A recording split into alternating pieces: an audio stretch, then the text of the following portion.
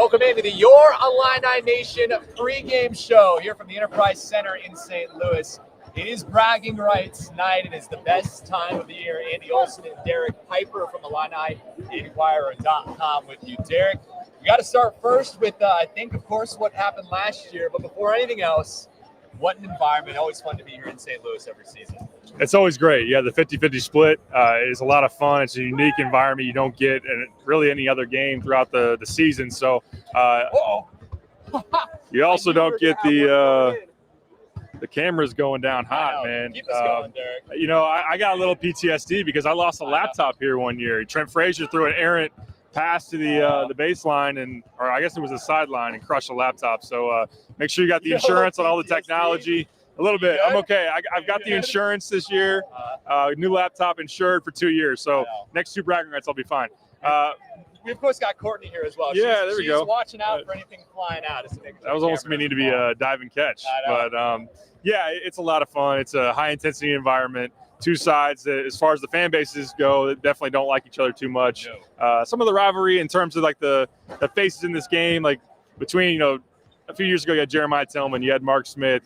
Some of that's different, but Illinois definitely has a chip on their shoulder. Terrence Shannon talked about that yesterday, ready to get right in this matchup. And really, I mean, last year was a full-on embarrassment for Illinois, down 24 at half, down 35 in the second half. It was the worst loss they've ever had in this rivalry game. So some new faces on both sides, but those that were here last year for Illinois probably feeling some revenge they need to go out and seek and execute tonight. Yeah, let's start there, of course. The 22-point loss.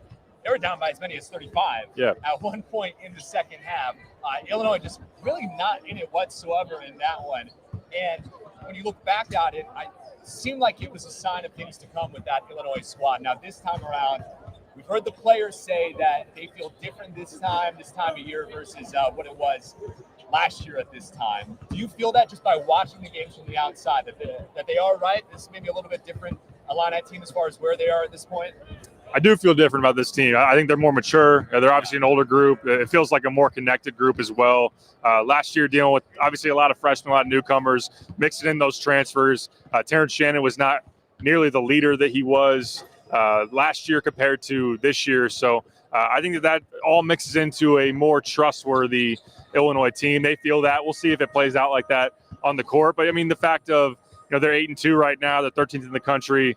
Last season, they had some highs in the early part of the schedule. You beat UCLA, you beat Texas, but then you come back and you get pretty much dominated by Penn State on your home floor. You have some uninspiring performances, and of course you come out here and really get embarrassed. So I think it did show. Brad had to make some tweaks in terms of stylistically. They went and changed their offense, changed their defense, both of them, which really is fairly uncommon throughout college basketball to do that in the middle of the season. So I think Illinois is more dialed in terms of things that work for them on the court, the roles. Again, Shannon being right now one of the best players in the country and a bona fide alpha dog out there right now. So I feel a lot better about Illinois. Mizzou has been tricky, though, for the Illini, and really they're kind of hard to figure out this year. They're definitely not as good as they were last year, but they've been streaky. They've had some moments where they've reeled off, you know, went off some big runs, and they needed that to beat Minnesota, but also they've dug themselves some big holes. So it's a rivalry game. You can throw out the records. I know that's the cliche usually used, but I feel good about Illinois tonight. I think they come in this one rolling with some good momentum and should be able to get it done, in my opinion. A little preview of your pick at the end. But going back to what Terrence was telling us yesterday in the media about how he remembers the boos and he remembers that feeling of them getting dismantled last year by the Tigers. It sounds like, you know, take everything you said about being a team leader, one of the best players in the country. It sounds like a guy who understands this rivalry, because I feel like sometimes when you are not born into it, everyone can relate to their own high school rivalry, your favorite team's rivalry, something like that. But when you go to a new place, new school, maybe you don't fully understand all that. But he sounded like a guy who understands that after playing in this one time. Yeah, it sounds like he's worn that one and kept it with him. He mentioned that even at the end of last season, that was one that he thought back on. And, of course, they didn't go where they wanted to last season. It was a disappointment in terms of their expectations. And this is a game, I mean, it comes with fans that really buy into this one and want this one bad. I think he understands that. Now, of course, Terrence, now second year at Illinois, has more of an attachment to this place, understands just kind of what matters to Illinois basketball, what matters to the program, what matters to the fans. So when you get embarrassed like that, you obviously want to make it right and come back. And a guy that carries that much pride and now just taking that ownership as a leader wants to get it right. So I thought it was very interesting for him to say, even those that Marcus Damas, Justin Harmon, Quincy Guerrier, the freshmen who weren't here last season, I want to this week make them feel like they were part of that with me and have them, want that edge on their shoulder and just that intensity. So that's what a leader does. And I think Terrence so far has given the indications that he's got that to him this year. So that's obviously very encouraging for Illinois, because last year was just horrible basketball, and it had to be very miserable sitting on the bench or being out on the court. Your own fan base is booing you down by 30-some. I mean, that Missouri team was a decent team. They went to the tournament, but Illinois had no business playing that terribly here on this court. Well, some fans getting into the Enterprise Center now. We already mentioned off the top the 50-50 nature of what this arena is going to look like is one of the really unique, fun parts about this event every single season. It's one that I think everyone should experience at least once. I'm happy to be back here as a second timer to this event.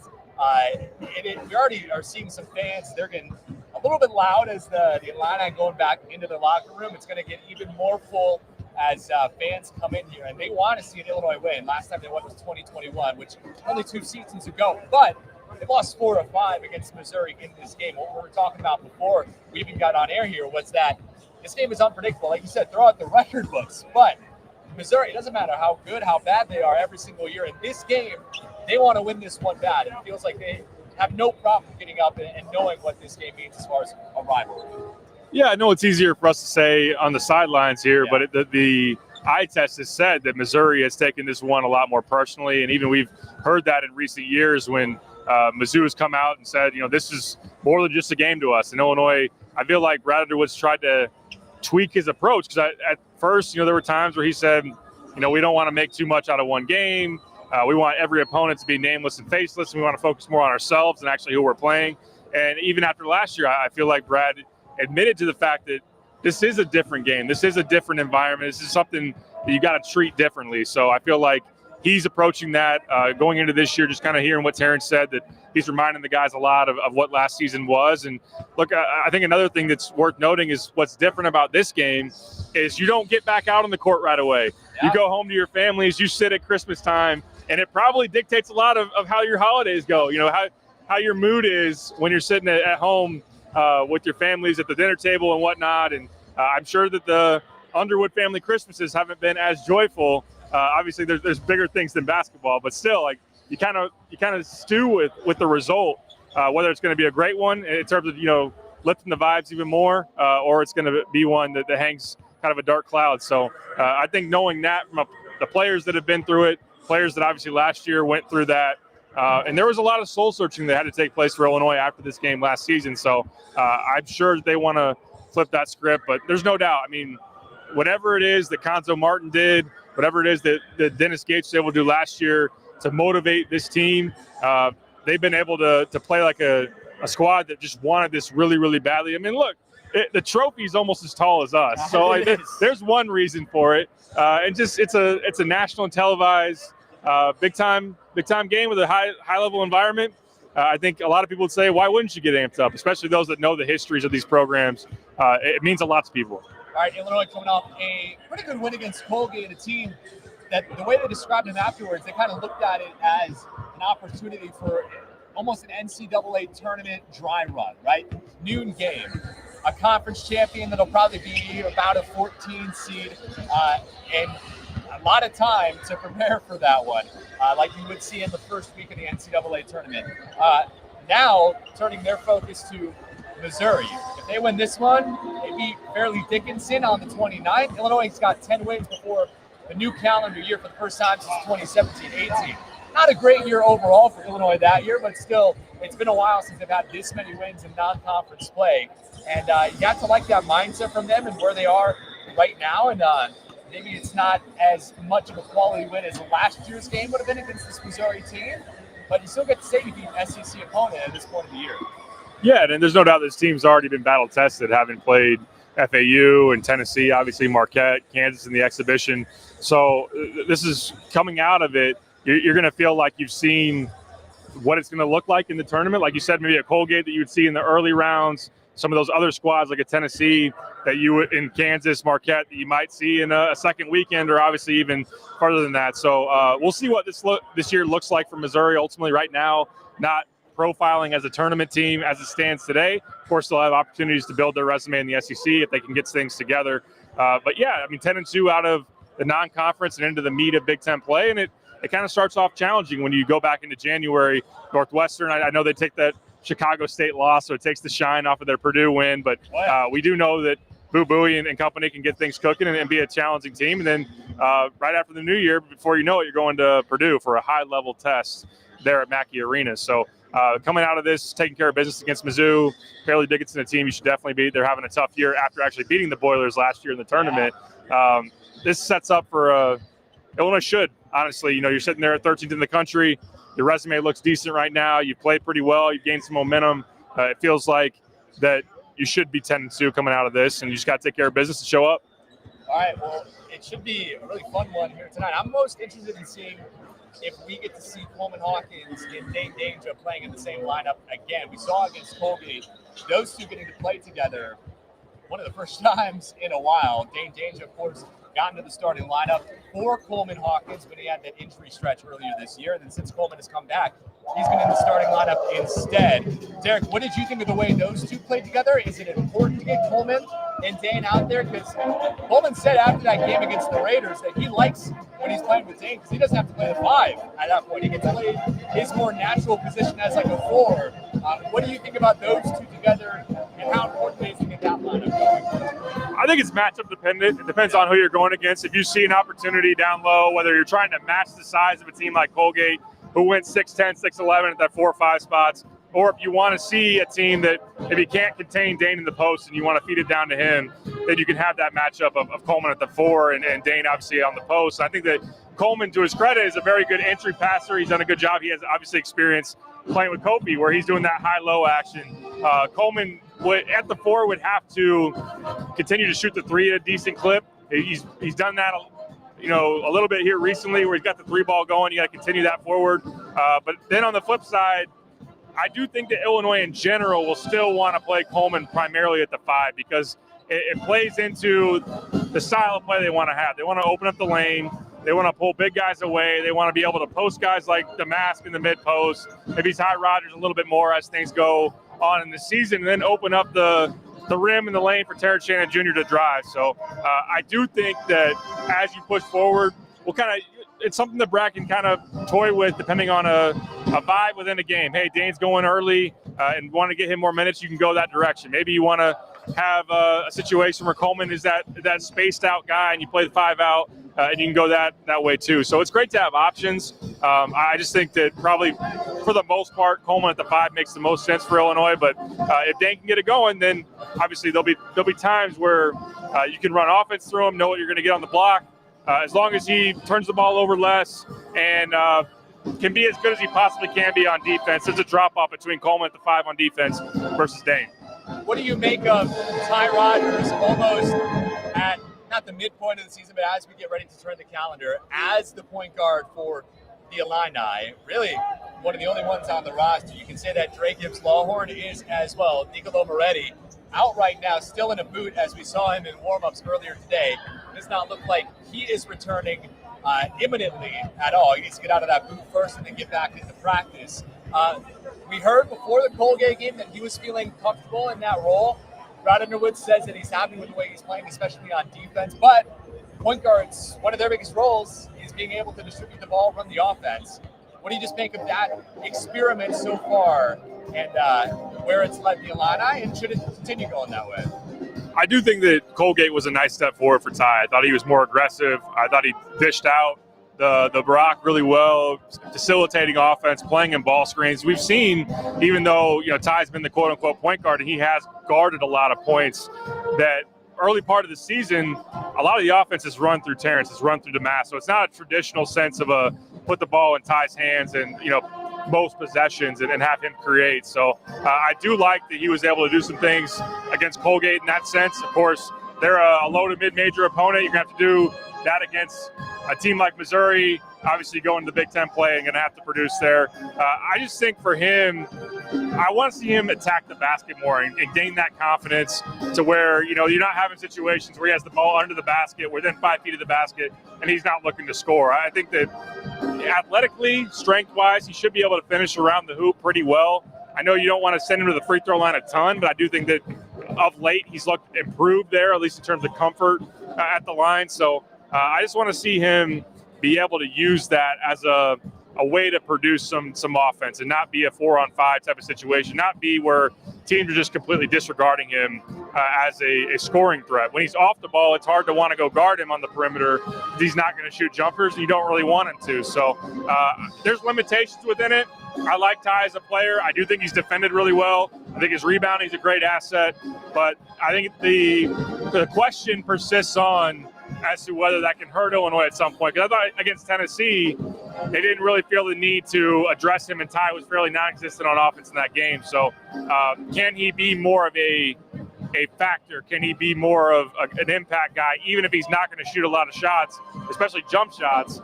Can he attack the basket? Can he drive and penetrate and find open guys? Those are things I want to see for Ty, but the lack of a jump shot does kind of hinder him a little bit. But for the most part, I like the fact that he's continued to approach it with a willing mind. I think he's very coachable. I think he works really hard, and we saw him work out yesterday before we had media availability, and I thought the stuff he was doing with Tyler, kind of practicing his post-ups, practicing his ISO drives, that's some things that he can grow into and be more effective with. So I think you kind of forget, hey, sophomore, new role, early part of his sophomore season. There's a lot of growth that can happen for Ty Rodgers. So far, I think it's kind of a mixed bag, but I credit Ty for being in a tough situation where it's not his natural position, that he's approached it well, and he's been pretty decent. What do you make of, as we, like I said, get to not the midway point of the season, but almost done with non-conference play? 2 more games left tonight and then Fairleigh Dickinson. What do you make in general of just how Illinois is performing this non-conference play? If they win these final 2, you end 10-2, a couple of losses to some pretty good teams, a win against Florida Atlantic, a pretty good team as well. Overall, is this a successful non-conference portion of the season? With 2 games left, we still can visit this again after these final 2, but to this point, what do you make of it?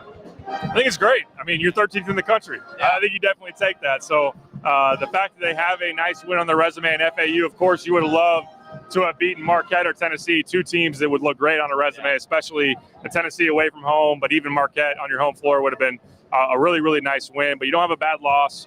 You were really competitive in those other games. I just think in general, the way things have trended, number one, to have a bona fide star like a Terrence Shannon. I mean, what a value. Just think about where, I know it's easy, you can say it all the time, where Illinois was, early portion of Brad Underwood, but just for a long stretch, like to have, okay, Io's an All-American. Oh, wait, Kofi's also an All-American. Now you have 2 All-Americans. Io leaves. Kofi's still an All-American. 2 years later, Terrence is here. He looks like an All-American. That is a real huge benefit for a team to have that guy. So I think also around him, the supporting cast is coming around really nicely. Like Marcus to have the game he did against FAU. Is he going to be a 30-point guy, most nights, or maybe even any nights the rest of the year? Maybe not, but 15 points against Colgate. Thought that was really nice, especially late. Quincy Guerrier's come on really strong here with his offensive production. I think his confidence is obviously elevated. He's shooting the 3 better. So I think that's encouraging as well. I think Coleman's getting in more of a rhythm too. So I just think the supporting cast around Terrence is doing a really good job. Do they have areas where they can still grow? Yeah, I think offensively still against really stout defenses, being able to execute, being able to guys other than Terrence get in the lane and create. That's still something I want to see out of this team. Defensive rebounding is something that against the more physical squads, they've kind of allowed a little bit too much there. But on the whole, it's been very encouraging. And this does look like a team that, hey, can make a legit run at a Sweet 16, depending on matchups, depending on momentum at that time, maybe even farther. So right now, I think Illini fans should be very excited. And but it's all about continuing to better yourself throughout a season. And we'll see if they can do that starting tonight on into the new year. How do they attack Missouri tonight? As we kind of get into the keys of the game at this point, a team that Only lost by 9 to Kansas, but it's coming off back-to-back against the Jayhawks and then Seton Hall. They have a win, 2 points over Minnesota earlier this year. For Illinois, how do they go about this one in your mind to give them the best chance to win? I think number one, you got to handle the fact that Missouri's going to throw multiple defenses at you. They're going to play a mix of man and also 1-3-1 zone in the half court, and they're going to full court press you a decent amount. So as you look at Illinois, as that standpoint goes, think back to the Rutgers game that we were at. Against the full court pressure, Illinois turned the ball over 17 times in that game. You've got to be able to take care of the ball, get into your offense. And Illinois, when you kind of look at their numbers against pressure defenses, they've given it up a little too many times. And when you have a team like Missouri that maybe is looking for that confidence, trying to get a building on their side, get their fans into it, you just don't want those turnovers to really hinder you. So I think that's a key for me. I think also executing against the 1-3-1. Don't settle too much for threes. I think that's been something that this team has tended to do at times, being able to get the ball into the lane, into the gaps in the defense. When you think about a 1-3-1, you get that one guy on the baseline attacking from the corners, from the baseline cuts. I think cutting and movement is really important against the zone. So, and then if they play man-to-man, they've got kind of a smaller backcourt. You know, they have Nick Honor, who's 5'10", Sean East, who's 6'3". Can you get some switches to where Marcus is posting some of those guys up? Maybe Ty's doing that as well. And I just don't think that they have a great matchup for Terrence Shannon. Most teams around the country don't. So I think that's really important to be able to attack them. Defensively, Missouri shoots a ton of threes. So being able to, and they do it well. They got Sean East, who's shooting 61% from three on the season. That's number one in the country. Nick Honor, 45%. Tamar Bates, transfer from Indiana, 50+%. So being able to contest those guys from the outside is very, very important. Really, it's something that Illinois prides itself on. It's mixed into the identity of their defense. Is to take away the three, make you drive it into that mid-range, those harder, tough twos, as they like to say. So being able to do that effectively is important. But yeah, I think that, and then another thing that I would really look at as far as the matchup, one thing that really just jumps out big time on paper, Illinois, a top 20 team, rebounding margin in the country.